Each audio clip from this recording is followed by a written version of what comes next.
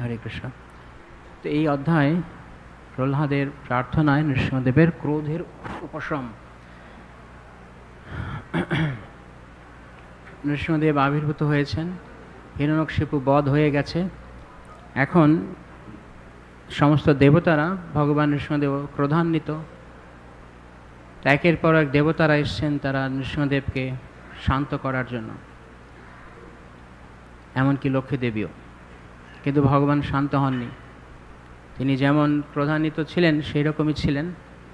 শেষমেশ প্রহ্লাদ মহারাজকে আসতে হয়েছে। প্রহ্লাদের প্রার্থনায় ক্রোধ উপশম, ক্রোধ চলে গেছে। দেবতারা যখন এসছেন ভগবানের কাছে প্রার্থনা করছেন, তো ভগবান তার ক্রোধ যায়নি। কেন কি দেবতারা তাদের প্রার্থনায় স্বার্থপরতা ছিল। ভগবান বলছেন এখন তোমরা প্রার্থনা করছো, কিন্তু যখন প্রহ্লাদ দুঃখ পাচ্ছিল, কষ্ট পাচ্ছিল, না প্রতিবাদ করেছো না প্রতিকার করেছো, কোনোটিই করনি, আর এখন এসে আমার কাছে প্রার্থনা করছো। তো ভগবান ততটা গুরুত্ব সহকারে সেই প্রার্থনা নেননি। তার ক্রোধ তখনও ছিল প্রহ্লাদের প্রতি স্নেহবশত। কিন্তু যখন প্রহ্লাদ মহারাজ এসে প্রার্থনা করছেন, এসব প্রহ্লাদ মহারাজের প্রার্থনার শ্লোক, তখন ভগবান শান্ত হয়েছেন। তো ভগবান তার ভক্তকে ভালোবাসেন, কিন্তু ভগবানের ভালোবাসাটা অনেক সময় এক এক রকমভাবে এক একজনের প্রতি এক এক পরিস্থিতিতে রূপ পায়, প্রকাশ পায়। এখন এখানে প্রহ্লাদ মহারাজের যে দশা ছিল, শিল প্রভুপাদ লিখছেন যে প্রহ্লাদ মহারাজ যুগপৎ সুখী এবং অসুখী ছিলেন। তো অসুখী ছিলেন কেন? কেন অসুখী ছিলেন প্রহ্লাদ মহারাজ? প্রহ্লাদ মহারাজ অসুখী ছিলেন না যে ওনার পিতা ওনাকে অত্যাচার করছিল, এইটার জন্য প্রহ্লাদ মহারাজ অসুখী। এটা শুনলে মনে হতে পারে এরকম, যুগপৎ সুখী এবং অসুখী। প্রথমত সুখী কেন ছিল? সারা জীবন তো কষ্ট পেয়েছে, সারা জীবন বলতে যতদিন নৃসিংহদেব আসেননি। আর অসুখী ছিল এটা বোঝা যায় হিরণ্যকশিপুর অত্যাচারের কারণে। কিন্তু এই দুটো ধারণাই ভুল। প্রহ্লাদ মহারাজ না সুখী ছিলেন যে এখন নৃসিংহদেব বাঁচিয়েছেন, আর না প্রহ্লাদ মহারাজ দুঃখী ছিলেন যে হিরণ্যকশিপু অত্যাচার করত। এইটা নয় কারণ। প্রহ্লাদ মহারাজের সুখের কারণ কি? স্তদ্বীর্য গায়ন মহামৃত মগ্ন চিত্তই, যে আমি সমস্ত পরিস্থিতিতে আপনার আপনার হৃদয় মনোরঞ্জনকারী কৃষ্ণ কথার দ্বারা আমি পূর্ণরূপে আনন্দচিত্ত। তো প্রহ্লাদ মহারাজ যেই দশাতে ছিলেন, যেই পরিস্থিতিগুলো দিয়ে পার হয়েছেন, যদি একবার আমাদের জীবনে আমরা সেই পরিস্থিতি চিন্তা করি, তাহলে আমরা আমাদেরকে সংজ্ঞাই দিতে পারবো যে আমরা আসলে কোথায় আছি, কি করছি। অর্থাৎ অত্যন্ত যার সীমা, যার এর পরে আর কিছু হতে পারে না, এমন অত্যাচার প্রহ্লাদ মহারাজকে করা হয়েছে। কিন্তু প্রহ্লাদ মহারাজের স্থিতি আগে পরে একই রকম ছিল, তাই না? আমরা আরও দেখব কিভাবে একই রকম ছিল। তো শ্রীমদ্ ভাগবত আমাদের এই শিক্ষা দেয় যে জীবনে দুঃখ বা কষ্ট এইটি অনিবার্য, কিন্তু ভোগান্তি অনিবার্য নয়। দুটো শব্দ আলাদা, একটা দুঃখ আর একটা ভোগান্তি। তো দুঃখ জীবনে অনিবার্য যে কোনো ব্যক্তির জন্য, কিন্তু ভোগান্তি নয়। শ্রীমদ্ ভাগবতের শিক্ষা প্রতি পাতায় পাতায় একই, শুরু থেকে শেষ অবধি। আমরা প্রথমে দেখি যে পরীক্ষিত মহারাজের কথা। পরীক্ষিত মহারাজ কি পরিস্থিতিতে ভাগবত শুনতে এসেছিলেন? তার জীবনেও সব কিছু ঠিক ছিল, হঠাৎ করে কিভাবে কি হয়ে গেল, ছোট একটা ভুলের কারণে পরীক্ষিত মহারাজকে অনেক বড় দণ্ড পেতে হয়েছে। কিন্তু দণ্ড পাওয়ার সময়ও পরীক্ষিত মহারাজের স্থিতি কৃষ্ণ ভাবনাময় ছিল। পঞ্চম স্কন্ধে ভরত মহারাজ উনিও একটা ভুল করেছিলেন। এবং ওনার ভুলটাকে, যেমন পরীক্ষিত মহারাজের ভুলটাকে একদিক থেকে বিচার করলে ভুল হিসেবে দেখা যায় না, কারণ উনি ক্ষত্রিয় রাজা, ওনার অধিকার আছে জল চাওয়ার জন্য।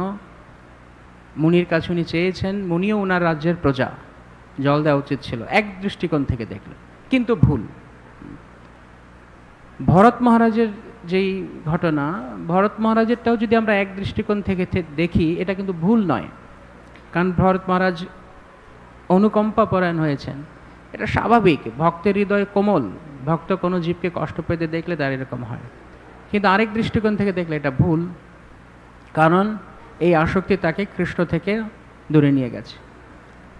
কিন্তু ভরত মহারাজকে একটা সামান্য ভুল যদি ধরি, হরিণ শিশুর প্রতি আসক্তি, তার জন্য দণ্ডটা কেমন পেতে হলো?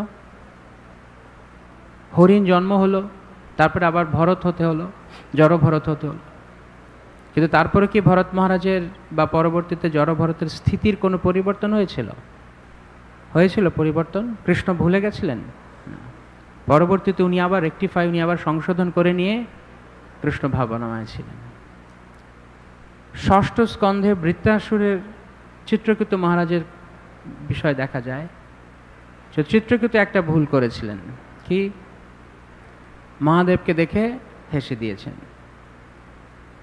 কিন্তু এইটাকেও একদিক থেকে ভুল বলা যায় না, কারণ চিত্রকূট কোনো বিদ্বেষ মনোভাব নিয়ে, কোনো হেয় করার জন্য মহাদেবের প্রতি হাসেননি, তিনি আশ্চর্য হয়ে হেসেছেন। এইটি কিভাবে সম্ভব? এত মহান এক ব্যক্তি কোলে তার পত্নীকে নিয়ে ভাগবত কথা বলছে, দেখো দেখো কি আশ্চর্য, বলে হেসেছেন। এক দৃষ্টিকোণ থেকে দেখলে এটি এত বড় ভুল নয়, কিন্তু শাস্তি কি পেতে হলো? যদি আমরা অনুপাত বিচার করি, অনেক বেশি অনুপাতে শাস্তি পেতে হয়েছে। কিন্তু বৃত্রাসুরের স্থিতি কৃষ্ণ ভাবনাময় পূর্ণরূপে শ্রীমদ্ ভাগবতে আমরা তা দেখি। তো এই তিনজন ব্যক্তিরই কিছু না কিছু ত্রুটি হয়েছে, কিছু না কিছু ভুল তারা করেছেন, ফলে তারা দুঃখ ভোগ করেছেন। কিন্তু প্রহ্লাদ মহারাজের ভুল কি ছিল? কোনো ভুল ছিল প্রহ্লাদের?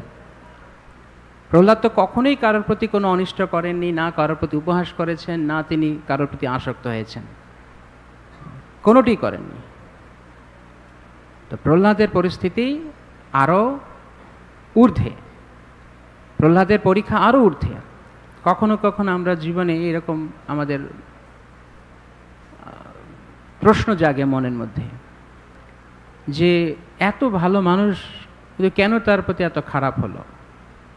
উনি তো ভালো ছিল, কেন তার প্রতি এরকম হয়ে গেল? এটা একটা প্রশ্ন। কিন্তু শ্রীমদ্ ভাগবত আমাদেরকে এই শিক্ষা দেয় না যে ভালো মানুষের প্রতি খারাপ কেন হয়, এটা শেখায় না। এইটা ভাগবতের মেজর কোয়েশ্চেন নয়, এটা ভাগবতের বড় প্রশ্ন নয়। শ্রীমদ্ ভাগবত আমাদের যেটি শেখায় সেটা হচ্ছে ভালো মানুষের জন্য, ভালো মানুষের প্রতি কেন খারাপ হয় তা নয়, খারাপ হওয়ার সময় ভালো মানুষেরা কি করেন সেই শিক্ষা দেয় শ্রীমদ্ ভাগবত। যখন খারাপ হচ্ছে তাদের জীবনে, তখন ভালো মানুষেরা কিভাবে প্রতিক্রিয়া করেন, তাদের প্রতিক্রিয়াটা কেমন থাকে, এইটা হচ্ছে ভাগবতের শিক্ষা। শ্রীমদ্ ভাগবতের শুরুতে, একদম শুরুতে বলা আছে, হে বিচক্ষণ এবং চিন্তাশীল মানুষগণ, এই শ্রীমদ্ ভাগবতের রস অমৃত আস্বাদন করুন। 3 নম্বর শ্লোক, 1-1-3। তো কারা ভাগবত আস্বাদন করবে? শ্রীমদ্ ভাগবত আসলে কাদের জন্য? শুরুতেই যোগ্যতা বলা হয়েছে। যোগ্যতাটি কি? যারা চিন্তাশীল এবং বিচক্ষণ। হুজুগে মাতাল লোকের জন্য ভাগবত নয়, তারা এখনও ভাগবতে প্রবেশ অধিকার নেই। এখন আমরা পড়ছি বটে, কিন্তু আস্তে আস্তে শ্রীমদ্ ভাগবত আমাদের শিক্ষা দিবে, বা আমরা যখনই চিন্তাশীল বিচক্ষণ হব তখন ভাগবতের প্রকৃত রস আস্বাদন করতে পারব। নয়তো শুধু ওপরে ওপরে পড়া হয়ে যাবে আর বিভিন্ন কোর্সের সার্টিফিকেট জমানো হয়ে যাবে, কিন্তু ভাগবতের শিক্ষা হৃদয়কে পরিবর্তন করবে না। ভাগবত যদি হৃদয়কে পরিবর্তন না করে, তাহলে সেই ভাগবত পড়ার কোনো খুব একটা বিশেষ কিছু লাভ নেই। ভক্তি মানেই, ভাগবত মানেই ভক্তির শিক্ষা, তাই নয় কি? শ্রীমদ্ ভাগবতের শুরুতে যে পরিভাষা শ্লোকে কি বলা হচ্ছে, সবই পুংসাম পরো ধর্ম ইয়ত ভক্তির অধক্ষজে। সমস্ত ধর্ম, যত ধর্ম আছে, যত ধর্ম মানে ডিউটিস, কর্তব্য, যত কর্তব্য আছে তার মধ্যে সবচেয়ে বড় কর্তব্য ভগবানকে ভালোবাসা। আর ভগবানকে ভালোবাসার নাম ভক্তি। আর ভক্তি হলে হৃদয়ের পরিবর্তন হতেই হবে।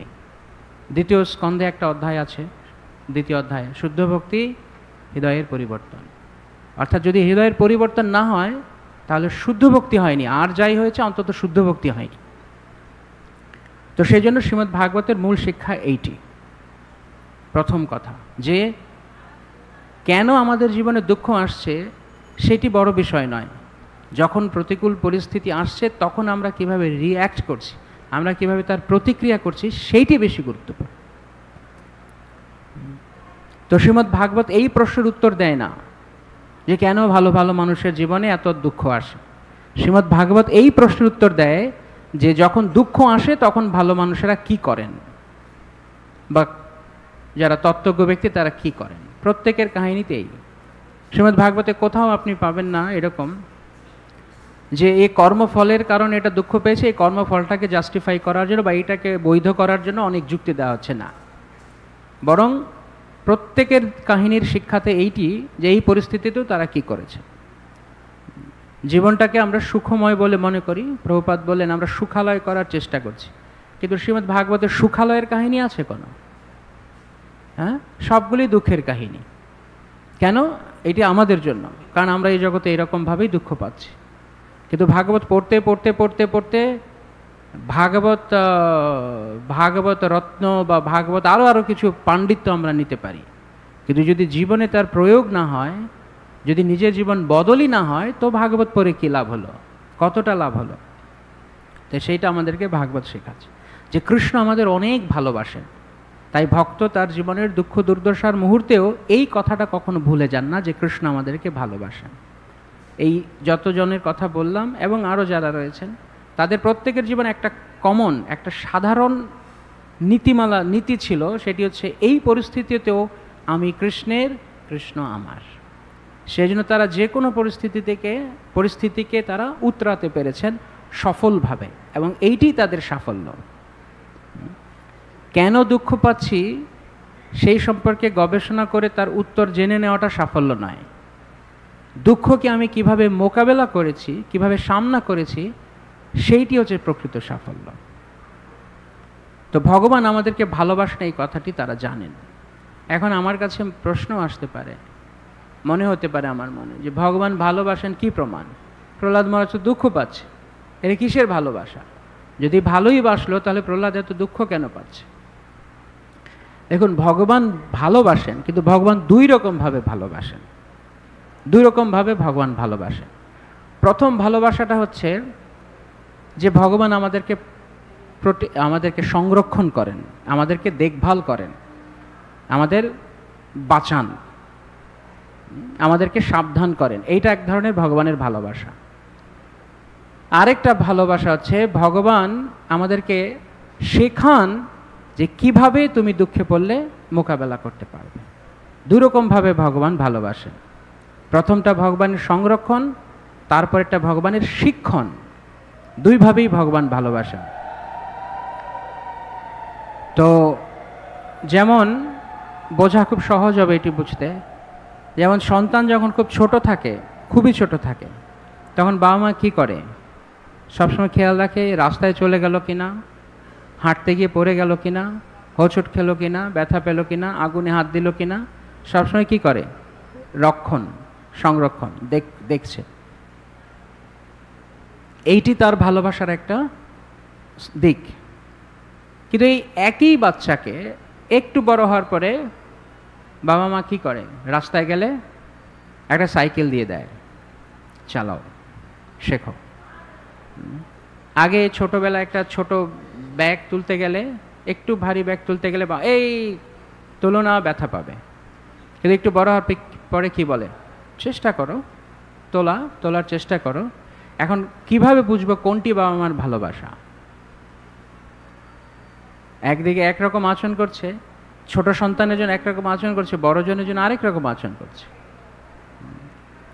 তার মানে দুটি তাদের ভালোবাসা। তো ভগবান এই দুইভাবে ভালোবাসেন, হয় প্রোটেক্ট করে, নয় টিচিং দিয়ে। হয় রক্ষা করে বিপদের সময়, নয় বিপদকে কিভাবে সামনা করবে তা শিখিয়ে।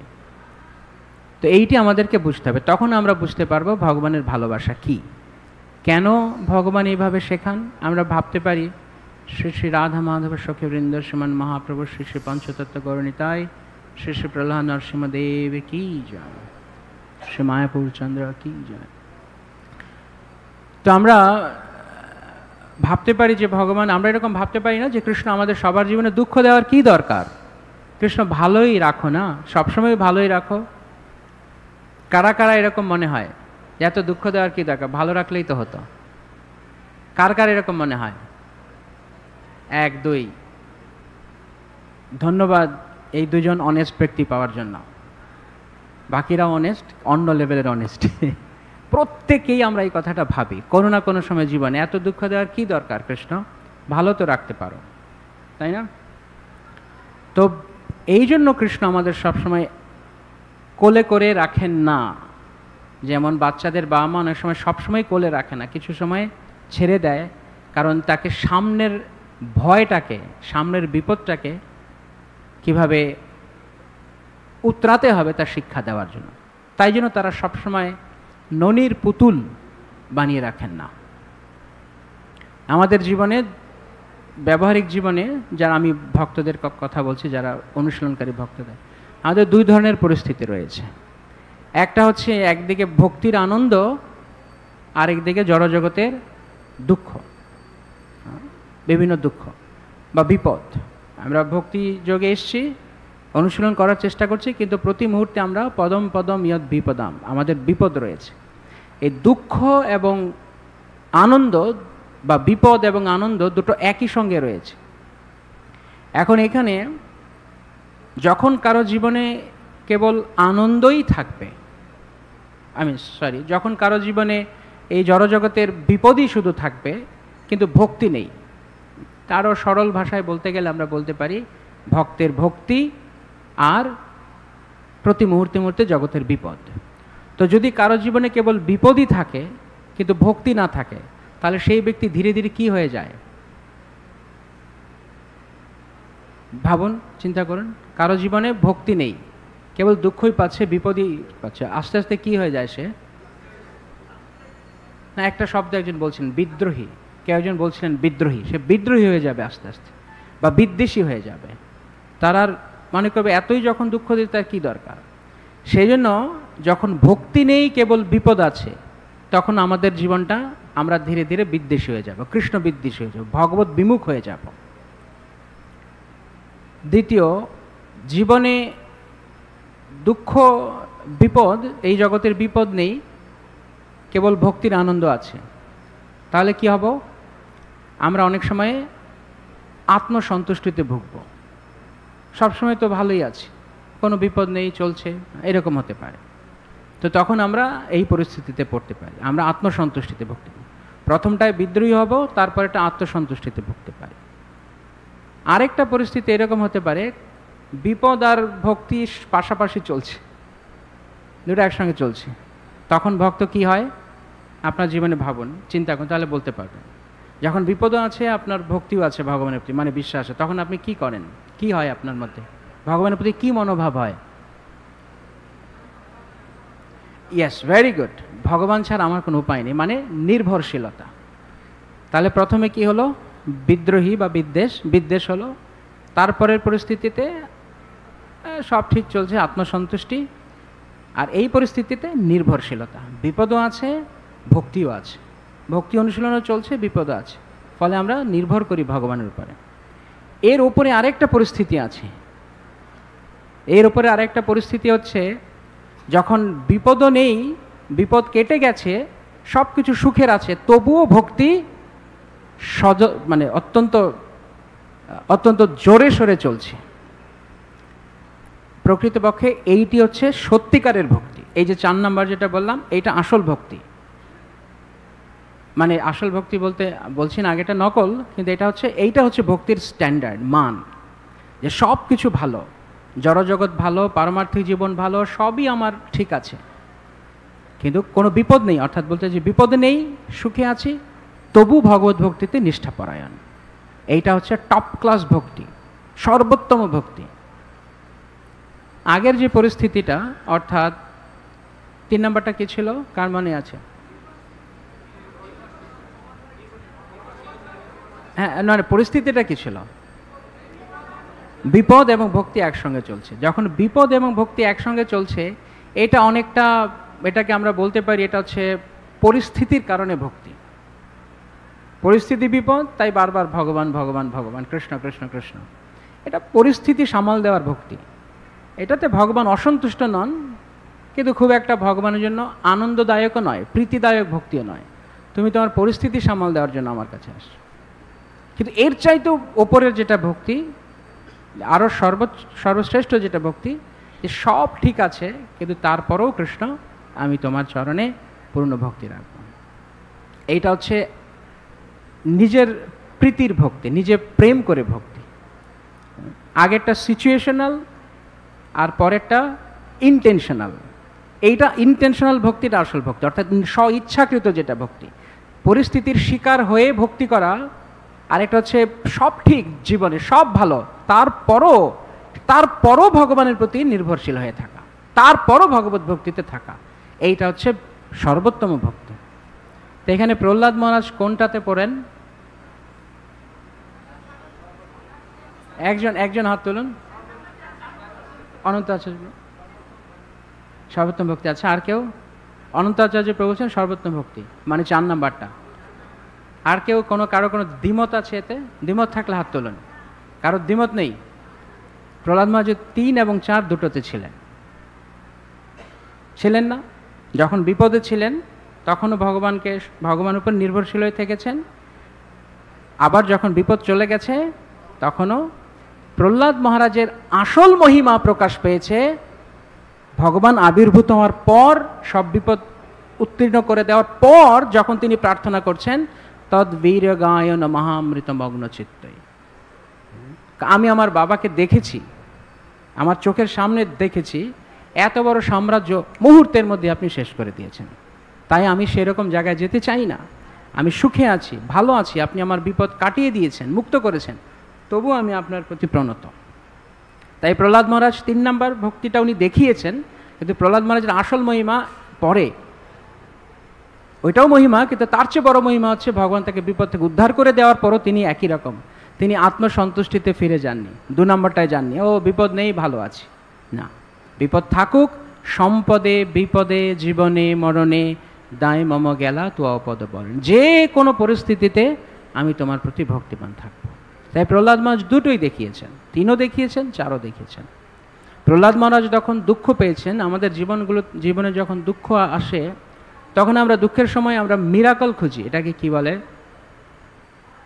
জাদু, না? মিরাকল মানে জাদু বলতে পারি। কিছু একটা জাদুর মতো ঘটে গেল, বা অলৌকিক কিছু ঘটে গেল, অলৌকিক কিছু। তো আমরা অলৌকিক কিছু খুঁজি, কৃষ্ণ কিছু একটা অলৌকিক করো, কিছু একটা অলৌকিক করো। প্রহ্লাদ মহারাজের জীবনটা অলৌকিকতায় পরিপূর্ণ, তাই নয় কি? ওপরে থেকে ছুঁড়ে ফেলে দিয়েছে পাথরের মধ্যে, অক্ষত। সাপের গর্তে ফেলে দিয়েছে, অক্ষত। বিষ দিয়েছে, একই রকম আছে। হাতির পায়ে নিচে ফেলে দিয়েছেন, একই রকম আছে। আগুনে ফেলে দিয়েছেন, একই রকম আছে। এইটা একটা দেখতে অলৌকিক লাগে। বাপরে, এর কিরকম হয়? হ্যাঁ, পাগলা হাতির পায়ে নিচে ফেলে দিয়েছে। এইটাই কৃষ্ণের দয়া, এইটাই কৃষ্ণের কৃপা, এই তো অলৌকিকতা। এইটি অলৌকিকতা নিশ্চিত, কিন্তু এই অলৌকিকতা আরেকটি অলৌকিকতার রেজাল্ট, ফলাফল। এই অলৌকিকতা আরেকটা কিছু ঘটেছে যার ফল হচ্ছে এই অলৌকিকতা। সেই অলৌকিকতাটা কি?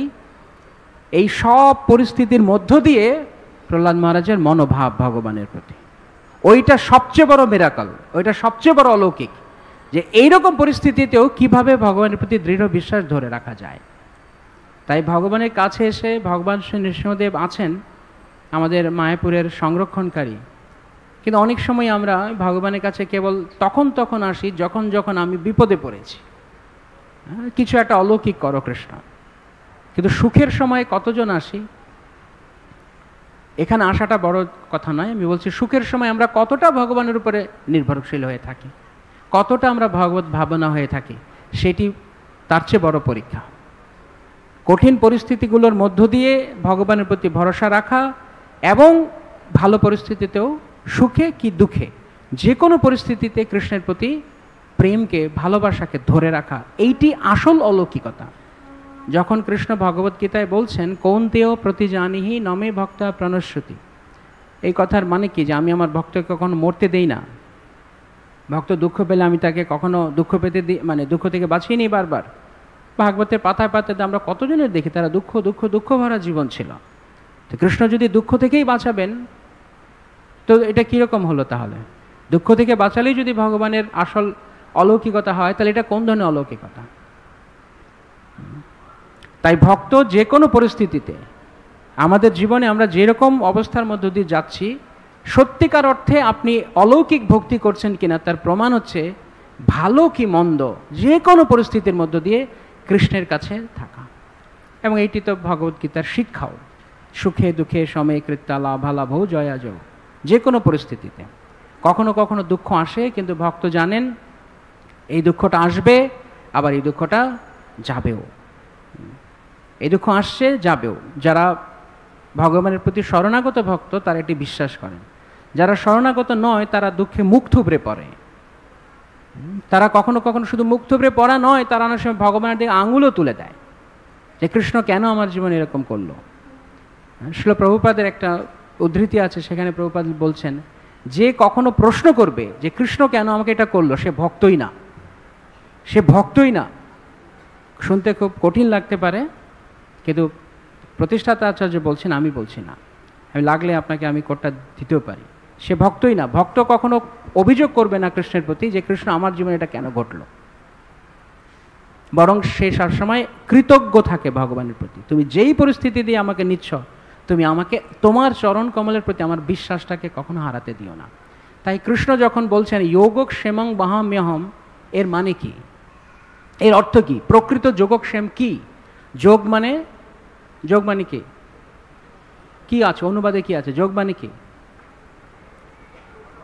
যা তার দরকার, প্রাপ্তব্য বস্তু। আর ক্ষেম মানে যা তার আছে, নাকি? না উল্টো বললাম? কোনটা? কৃষ্ণ বলছেন না, ভক্তের যা আছে আর ভক্তের যা দরকার দুটি আমি বহন করি, দুটি আমি দিই। যোগ একটা, ক্ষেম একটা। যোগ মানে আমার যা যা দরকার, আর ক্ষেম মানে আমার যা ইতিমধ্যে আছে, নাকি প্রভু? যাই হোক, যে কোনো একটা, এই মুহূর্তে মনে পড়ছে না। তো ভক্তের কি আছে আর কি দরকার?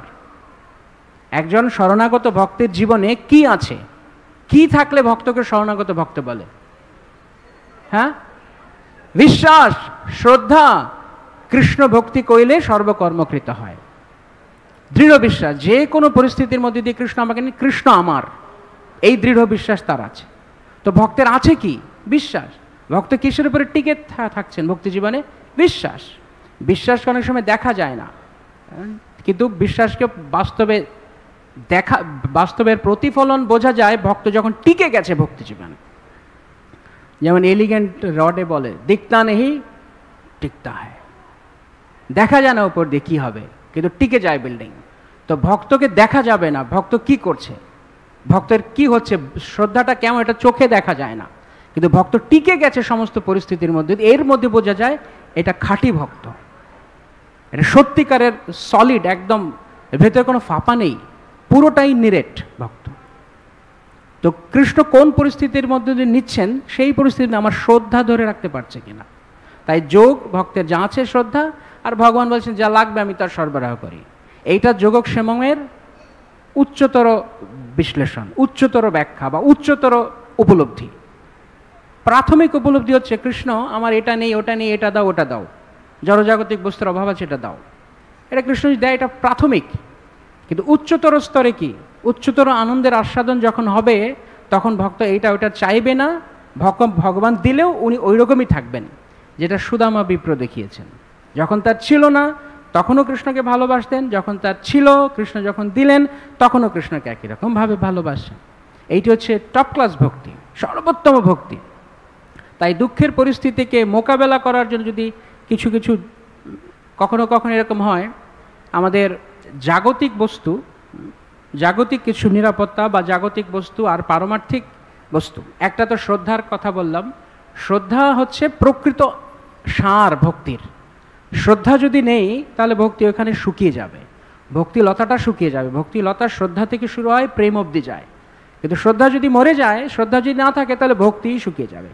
যখন কোনো ভক্তের ভক্তি জীবনের সমস্যা দেখা যাচ্ছে, বোঝা যাচ্ছে যে টালমাটাল অবস্থা, এবং শুধু টালমাটাল অবস্থা না, এ টলেই গেছে, তখন আসলে কি শেষ হয়ে গেছে বুঝতে হবে। গাছটা যখন শুকিয়ে যায় তখন আমরা সরাসরি আমরা দেখার সঙ্গে সঙ্গে কি বুঝি, এই গাছের কিসের অভাব আছে? জল। তো ভক্তের রস, ভক্তি জীবনের রসটা হচ্ছে শ্রদ্ধা। তো যখন ভক্ত টলে গেছে, বুঝতে হবে এর ভেতরের রসটা হারিয়ে গেছে, অর্থাৎ শ্রদ্ধা হারিয়ে গেছে। ভক্তির রস কেবল কীর্তনে এসে ড্যান্স করা বা হুড়োহুড়ি লাফাঝাপি করা, এইটাই শুধু নয়, কতটা শ্রদ্ধা আমরা ধরে রাখতে পারছি বিভিন্ন পরিস্থিতিতে। সব যখন ভালো তো সব ভালোই লাগে, কিন্তু যখন জীবনে বিপদ যাচ্ছে, যখন জীবনে কষ্ট যাচ্ছে, তখন আমার মানসিকতা কি আছে, তখন বোঝা যায় এই ভেতরটা, ভক্তটা ভেতর থেকে শক্ত, ভেতরে সার বস্তু আছে, রস আছে, তাই এই ভক্তটা টিকে গেছে। তো দুটো জিনিস, একটা হচ্ছে আমাদের জাগতিক কিছু দেওয়া, আর আমাদের এটা জাগতিক সম্পদ, পারমার্থিক সম্পদ। ধরুন, তো আমরা জাগতিক সম্পদ কি বোঝা যায়, এটা সেটা বিভিন্ন কিছু আমরা ভৌতিক জগতে কিছু যদি পাই। আর পারমার্থিক সম্পদ কি, বা আমরা বলতে পারি জাগতিক নিরাপত্তা আর পারমার্থিক নিরাপত্তা। তো জাগতিক নিরাপত্তা মানে জীবনে অনেক কিছু যোগ হলো, এটা পেলাম সেটা পেলাম, লাইফটা সিকিউর করে নিলাম, বাস হয়ে গেল, জীবনটা সুন্দর হয়ে গেল। আর পারমার্থিক নিরাপত্তা বা পারমার্থিক শক্তিটা কি? শ্রদ্ধা, বিশ্বাস, ভক্তি। এই আরেক সেন্স থেকে আমরা বলতে পারি ভক্তি।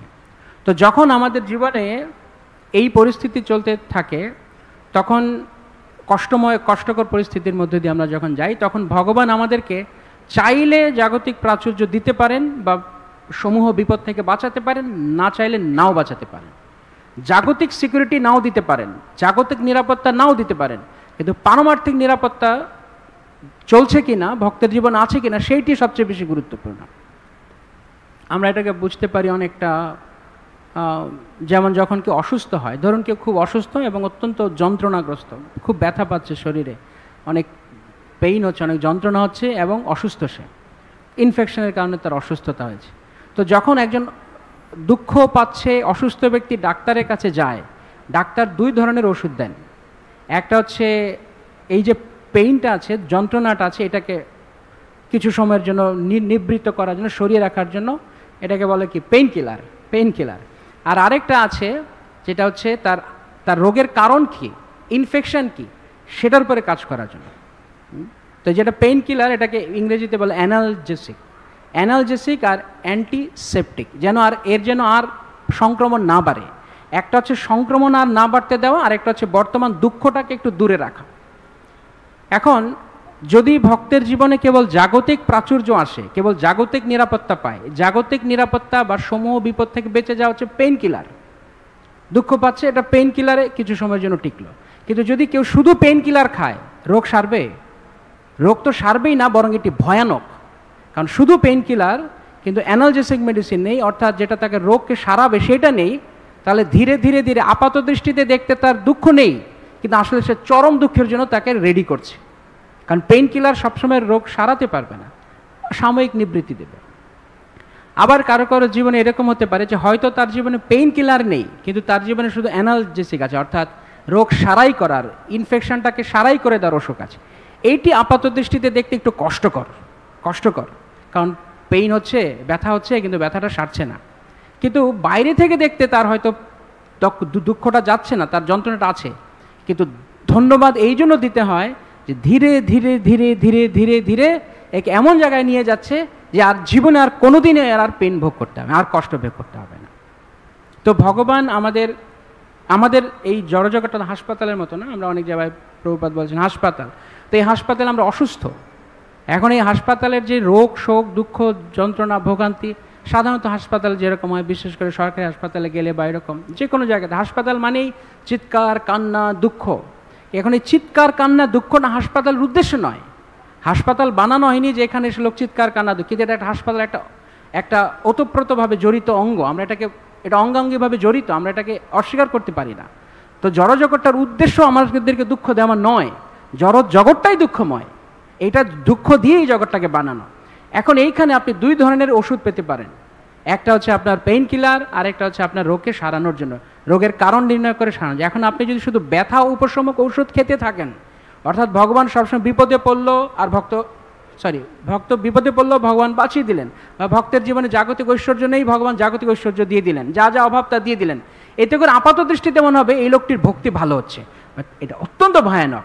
এটি ভক্তি ভালো হওয়ার লক্ষণ নয়। তার ভিতর তার শ্রদ্ধা কিন্তু নেই, তার ভক্তি কিন্তু বাড়ছে না, কেবল যা চাইছে তাই পাচ্ছে, ফলে সে ভগবানকে সে একটা সাপ্লায়ার মেশিন মনে করছে। কিন্তু এরকম নয়, ভক্তের ভক্তিটা ওই পরিস্থিতিতে, আরেকটা পরিস্থিতিতে প্রমাণ হবে যে ভগবান হয়তো জাগতিক বিপদ থেকে বাঁচাচ্ছেন, এটা আরেকটা পরিস্থিতি, যে জাগতিক ঐশ্বর্যও দিচ্ছেন বা জাগতিক অভাব পূরণ করছেন, পাশাপাশি ভক্তের শ্রদ্ধাটাও রয়েছে, যেটা প্রহ্লাদ মহারাজের ক্ষেত্রে, প্রহ্লাদ মহারাজের ক্ষেত্রে না, এটি আমরা বলতে পারি অম্বরীশ মহারাজ বা যুধিষ্ঠির মহারাজ, তাদের জীবনে দুঃখ ছিল, এমন নয় কেউ তো দুঃখে থাকেন এরকম না, কিন্তু তাদেরকে পাশাপাশি ভগবান প্রাচুর্যও দিয়েছেন। এখন এইটা আরেকটা পরিস্থিতি, এইটা ভক্তের ভক্তি জীবনে ঘটতেও পারে, যে হয়তো জাগতিক বিষয়টাও ভগবান দেখছেন, আবার পারমার্থিকভাবে ভক্তের শ্রদ্ধাও ধরে রেখেছে, এটা খুব ভালো। কিন্তু যদি এরকম নাও হয়, যদি দেখা যায় না আমি চাইছি ভগবানের কাছে, হে নৃসিংহদেব দয়া করে আমাকে বিপদ থেকে রক্ষা করুন, হে ভগবান আমাকে এই অবস্থা থেকে আমার নিষ্কৃতি দিন, কিন্তু যদি নাও দেন ভগবান, তারপরও আমরা ভগবান নরসিংহদেবের কাছে কতটা শ্রদ্ধা নিয়ে আছি সেটা সবচেয়ে বড় পরীক্ষা। অর্থাৎ হয়তো আপনি রোগ উপশমক ওষুধটা পাচ্ছেন, পেইন কিলার পাচ্ছেন না, আপাত দৃষ্টিতে আপনার তাৎক্ষণিক ব্যথাটা গেল না, এত করে বললাম তবুও কৃষ্ণ আমার বিপদ কেন দূর করলেন না, ঠিক আছে, ভক্তের ভক্তিটা শ্রদ্ধাটা যেন টিকে থাকে, তাহলে ধীরে ধীরে ধীরে ভগবান ভক্তির এমন একটা পর্যায়ে উনি যাবেন, তখন সব কিছুর ঊর্ধ্বে, তখন একদিন ভগবানের ভক্তির দিব্য আনন্দ সে আস্বাদন করতে পারে। তাই শ্রদ্ধাটা ধীরে ধীরে আমাদের মধ্যে বাড়তে থাকবে, শ্রদ্ধা ইনক্রিমেন্টাল, বাড়বে। যদি শ্রদ্ধা বা ভক্তি যদি বাড়তে না থাকে, বোঝা যাবে না, কি করছি আমরা বুঝতে পারবো না, যখনই যেই পরিস্থিতি আসছে আমরা তার ঠেকে যাচ্ছি। তাই এইটাই প্রহ্লাদ মহারাজের মূল শিক্ষা, যে আমার এই শ্রদ্ধাটা আমি ধরে রাখতে চাই। তদ্বীর্য গায়ন মহামৃত মগ্নচিত, আমি সর্বদাই আনন্দে আছি, কিন্তু আমি দুঃখ পাচ্ছি তাদেরকে দেখে, যারা অনেক সময় মনে করে আমাকে ভগবান প্রাচুর্য দিল না, ওকে দিল। কিন্তু প্রহ্লাদ মহারাজ এই প্রাচুর্যকে কি বলেছেন? মায়া সুখায় ভরম উদ্বহত, মায়া সুখায় বিমুরান, মায়া সুখে তার রয়েছে, তাতে সেইটাকে তার আনন্দজনক মনে করছে। আমি কালকে যখন ঘরে যাচ্ছি, তখন দেখছি একটা লোক রাস্তার পাশে, ওই যে বিভিন্ন ট্রেনে ট্রেনে গান বাজায় না অনেক সময়, এরকম মিউজিক গান বাজিয়ে অনেক ভিড়, দূর থেকে দেখে এত ভিড় কেন, তো যখন স্কুটি নিয়ে আরেকটু কাছে যাচ্ছি, তখন তাকিয়ে দেখছি যে এরা সব ওই গান বাজিয়ে একটা পাগল নাচছে, আর সবাই তার সাথে সাথে হাততালি, যেটা কি বলে মায়া সুখায়, এই কিছু আনন্দ নেই জীবনে, কিন্তু ওই গান বাজনা করে আনন্দ পেতে চাইছে। তা আমরা আমাদের জীবনে যখন সত্যিকারের কথায় দুঃখ, সত্যিকারের মেডিসিন কোনটা দরকার তার খোঁজ না করে কেবল শুধু পেইন কিলার নিয়ে পড়ে থাকতে চাই, ভগবান এই বিপদ থেকে বাঁচান, ওই বিপদ থেকে বাঁচান, তাহলে আমাদের ভক্তির গ্রোথ হলো না। ভক্তি জীবনটা কেবল গোয়িং থ্রু নয়, গ্রোয়িং থ্রু। কেবল ভক্তি, কেবল দুঃখ কষ্টের মধ্যে দিয়ে যাওয়া নয়, কেবল জীবনটাকে কাটানো নয়, জীবন কাটাতে কাটাতে কাটাতে কাটাতে ভক্তিতে বড় হওয়া। অর্থাৎ শ্রদ্ধাটাকে প্রথমে কলা গাছের মতো নরম, যে কেউ ধাক্কা দিলে ভেঙে যায়, কিন্তু শ্রদ্ধাটা অশ্বত বৃক্ষের মতো হতে হবে, যে 10টা হাতি এসে ধাক্কা দিয়ে উঠবে না। এইটা হচ্ছে ভক্তির মূল পরীক্ষা, আর এইটাই হচ্ছে ভক্তের মিরাকল, সত্যিকারের অলৌকিকতা। তো প্রহ্লাদ মহারাজ সেটি তার জীবনে দেখিয়েছেন। কিছু ছিল না, কেউ ছিল না। আমাদের ঘরে তো প্রভুপাদের চ্যান্টিং বক্স আছে, আমাদের ঘরে বিগ্রহ আছে, আমাদের ঘরে চারদিকে ভগবানের ছবি আছে, হ্যাঁ, আমাদের ভক্ত সঙ্গ আছে, নামহট্ট আছে, ভক্তি বৃক্ষ আছে, মন্দির আছে, ভাগবতম ক্লাস আছে, এত কিছু আছে, প্রোগ্রাম আছে, সারা বছরবর্তী ফেস্টিভ্যাল আছে, তারপরও আমাদের শ্রদ্ধাটা এরকম টিংটিংয়ে। আর প্রহ্লাদ মহারাজের কিচ্ছু ছিল না, কিচ্ছু ছিল না। কেউ লুকিয়ে যে একটা স্টিকার রাখবে ঘরে কোথাও, কৃষ্ণের একটা স্টিকার, এইটাও তার ছিল না, কারণ স্টিকার তখন মানানোই হয়নি। কিচ্ছু ছিল না, কোথাও কিছু, নিশ্ছিদ্র নিরাপত্তা দেওয়া ছিল, মানে নিশ্ছিদ্র পাহারা দেওয়া হচ্ছিল, যে এর কাছে যেন বিষ্ণু ঢুকতে না পারে। কিন্তু কোথায় শ্রদ্ধা বাড়িয়েছেন? সলিড ফেথ, দৃঢ় শ্রদ্ধা, এইটা হচ্ছে ভক্তি।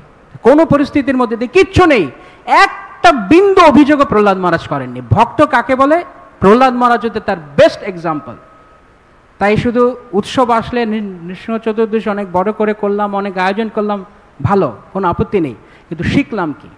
ভগবান নৃসিংহদেব মহিমান্বিত নৃসিংহদেবের কারণে নয়, প্রহ্লাদ মহারাজের কারণে। প্রহ্লাদের মতো ভক্ত ছিল বলে নৃসিংহদেব সারা জগতে পূজিত। যদি প্রহ্লাদের ঘটনা না ঘটতো, কে নৃসিংহদেব কিভাবে আসতেন? নৃসিংহদেব অলৌকিক কাহিনী কিভাবে করতেন? তাই ওই পাশে ছোট যেজন দাঁড়িয়ে আছে না, তার কাছে একটু প্রার্থনা করলে ভালো, যে আপনি যেইভাবে জীবন কাটিয়েছেন আমাদের ওই শিক্ষা দিন। শুধু আরেকজনের কাছে বিপদ তারাও, বিপদ তারিণই নন, ভগবান নৃসিংহদেব বিপদ তাড়ান, কিন্তু তার কাছে যা চাইছি, তার পাশে যে দাঁড়িয়ে আছে তাকে দেখছি না, তার জীবনভর তিনি কি করেছেন যার কারণে এই ব্যক্তি এখানে দাঁড়িয়ে আছে, তার জীবন থেকে শিক্ষা নিতে হবে। তাই ভাগবত প্রহ্লাদ মহারাজের গুণ মহিমায় পূর্ণ। এই স্কন্ধটা প্রহ্লাদের, কতগুলো চ্যাপ্টার শুধু প্রহ্লাদ, নৃসিংহদেবকে শেষে এসছেন, কিন্তু প্রহ্লাদের ভক্তির দৃঢ়তাটা দেখিয়েছে। তাই মূল শিক্ষা নৃসিংহ চতুর্দশীতে, মূল ধ্যান কিভাবে করবো। অনেক সময় দেখা যায় এখনকার সময়ে আসলেই এই ভিডিও ওই ভিডিও, কিভাবে এই ব্রত করবেন, কিভাবে ওই করবেন ওই করবেন, প্রতি বছর তো একই ভিডিও। 2023-এর নৃসিংহ চতুর্দশী, 24-এর, 25-এর, 26-এর একই হবে না, পাল্টাবে? কিভাবে করব সেটা বলো না, কি করব নৃসিংহদেবের প্রতি, কি মনোভাব রাখবো, ভগবানকে কেন ভালোবাসবো, সেইটা বেশি গুরুত্বপূর্ণ। শ্রদ্ধায় যদি চলে গেল তো অনুষ্ঠান দিয়ে কি হবে? তাই ভক্তি জীবনে আমরা কতটা শ্রদ্ধা বাড়াচ্ছি, কৃষ্ণের প্রতি দৃঢ় বিশ্বাস কী, সেইটা বেশি গুরুত্বপূর্ণ। লাস্ট ক্লাসে আমরা যেটা বলছিলাম এটা বলেই শেষ করছি। শেষ যেই ক্লাসটা, শেষ আমি যখন ছিলাম, শেষ ক্লাসটা কিসের উপরে ছিল? শ্রীবাস ঠাকুরের আবির্ভাব তিথি, মনে আছে তো? ওখানে একটা প্রার্থনা ছিল। আপনারা অনেকে কারা কারা আগের ক্লাসটাতে ছিলেন? কতজন ছিলেন? এই কয়জন? আচ্ছা, ওখানে শ্রীবাস ঠাকুরের দৃঢ়তাটা আমরা কিভাবে দেখলাম, তার পরিবার তারা কি প্রার্থনা করলেন? ওহে প্রাণেশ্বর, এহের বিপদ প্রতিদিন যেন হয়, যাহাতে তোমার চরণ যুগলে আসক্তি বাড়িতে রয়। আমি বিপদ থেকে উদ্ধার চাই না, আমি তোমার চরণে আসক্তি চাই। তা আবার এই প্রার্থনাটা আমরা করবেন, করতে চান? কারা কারা করতে চান? ওহে প্রাণেশ্বর, এহেন বিপদ প্রতিদিন যেন হয়, যাহাতে তোমার চরণ যুগলে আসক্তি বাড়িতে রয়। এই প্রার্থনাটা প্রহ্লাদ মহারাজের কাছে, নৃসিংহদেবের কাছে করলে বেস্ট প্রার্থনা, আর কিছু করতে হবে না।